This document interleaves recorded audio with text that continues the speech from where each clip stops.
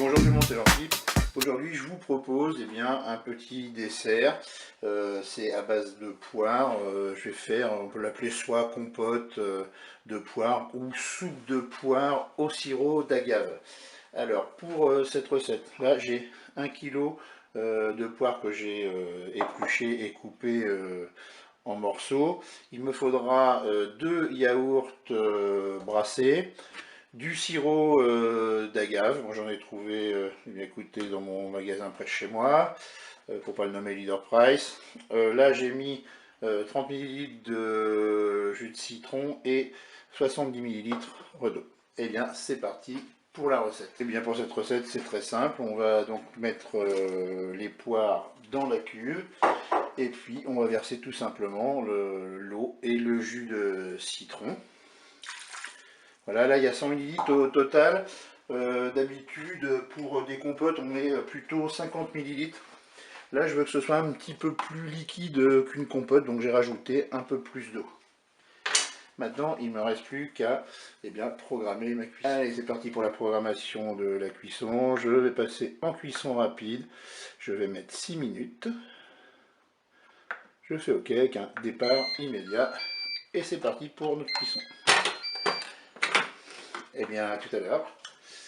Et bien, pendant que les poires, les morceaux de poire sont en train de cuire, et bien, je vais verser du sirop d'agave dans le fond de chaque verre. Là, ça correspond à peu près à une cuillère à café. Et maintenant, je vais ajouter par-dessus le yaourt nature brassé. Je vais les répartir.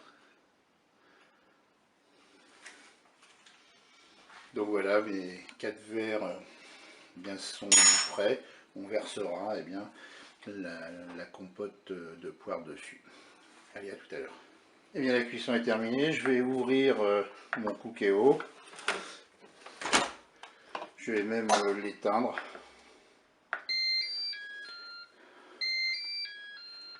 Et puis maintenant ce que je vais faire, c'est que je vais laisser refroidir pour ensuite mixer les fruits. Allez, c'est un petit peu refroidi, je vais pouvoir mixer. Donc moi je mixe directement dans la cuve. Et voilà, j'ai mixé, vous voyez, c'est la consistance à peu près que je voulais. Donc vous voyez que c'est plus liquide qu'une compote. Là, finalement, on a obtenu une bonne soupe de poire. Là, j'ai encore à attendre que ça se refroidisse pour verser tout ça dans mes verres. Allez, je vais verser ma soupe dans les verres.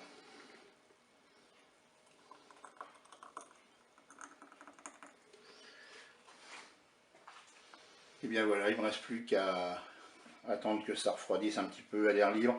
Et après, je déplacerai mes verres au frigo. Je vous dis au revoir et à bientôt pour d'autres recettes.